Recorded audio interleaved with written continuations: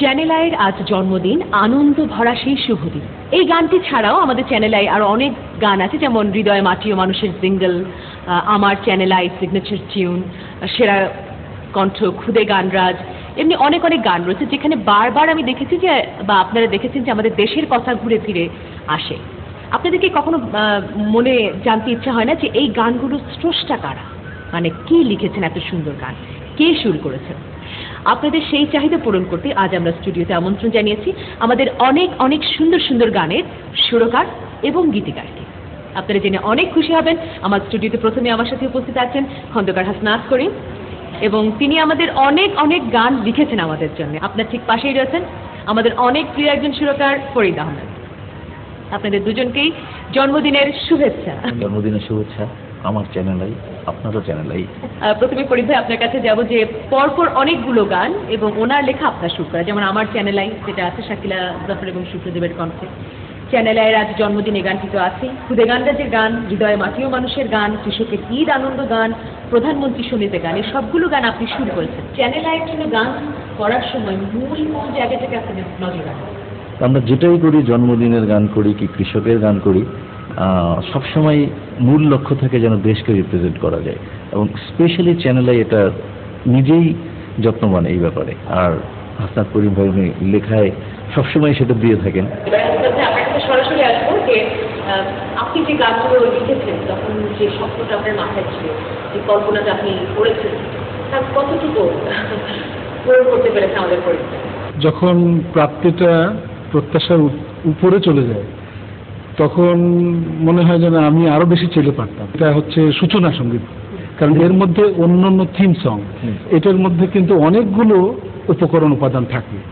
শুধু যে একটা সুন্দর কিছু শব্দ করলাম বা সুরের সাথে সেটাকে ফেললাম এবং গানটা যেভাবে শেষ হয়ে গেল তা না, কিন্তু এখানে ওই বিষয়টার বা ওই উৎসবটার বা ওই পার্বণটার বা ওই অকেশনটার একটা আনুপূর্বিক একটা কিন্তু থিমটা রিফ্লেকশন থাকতো। আমার এমন মনে আছে আমরা এক একটা যে এই যে সূচনা সঙ্গীতগুলো করেছি, একটা কিন্তু না, মনে করেন যে আমরা 5টা 6টা করে সূচনা সঙ্গীতের এক একটা করে লিরিক তৈরি করি, এবং প্রায়শই দেখা যাচ্ছে কি ওনার এইটুকু পছন্দ হয়, ওইটুকু পছন্দ হয়, তখন ওনার আরেকটা পছন্দ হয়, আমার আরেকটা সাজেশন থাকে, মিলিয়ে আমরা চেষ্টা করি একটা সিনথেসিস করার জন্য।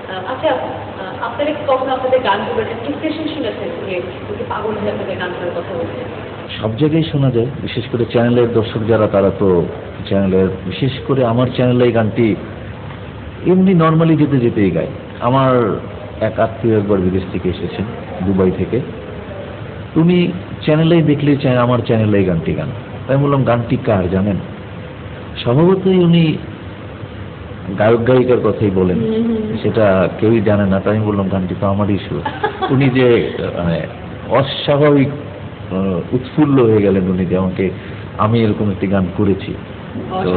আসলে গানের স্রষ্টা তো মূলত সুরকার এবং গীতিকার, কিন্তু ক্রেডিটটা সবারই ক্রেডিট পাওয়ার জন্য, যেহেতু যিনি কণ্ঠশিল্পী উনি তো ফিনিশিং ওয়ার্কটা করেন, তো ফিনিশিং ওয়ার্কটা ভালো না হলে তো কখনোই কোনো জিনিস ভালো হয় না। তো অবশ্যই কণ্ঠশিল্পীর বিরাট গুরু দায়িত্ব একটা গানের ফিনিশিং ওয়ার্ক করার জন্য।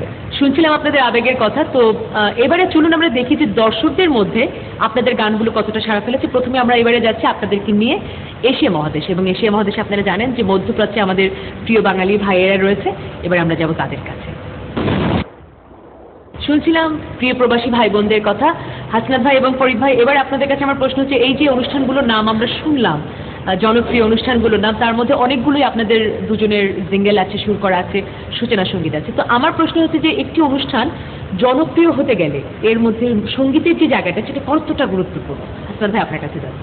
এটা বলাটা খুব কঠিন, আসলে অনুষ্ঠানটাই তো প্রধান, কিন্তু সূচনা সঙ্গীতের একটা ভূমিকা সবসময় বেশি থাকে এই জন্যে যে সূচনা সঙ্গীত দর্শক শ্রোতাকে মানসিকভাবে আপনার অনুষ্ঠানটার কাছে নিয়ে যায়। সেই অর্থে কিন্তু প্রচন্ড গুরুত্বপূর্ণ কিন্তু সূচনা সঙ্গীতটা আমি মনে করি।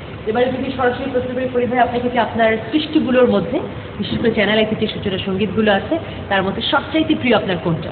আমাদের ভবিষ্যৎ প্রজন্ম তো বাচ্চারা, ছোট ছোট বাচ্চারা, তো তাদেরকে নিয়ে যে কাজটা করা হয় ওটাকে বেশি গুরুত্ব দেওয়া উচিত আমি মনে করি।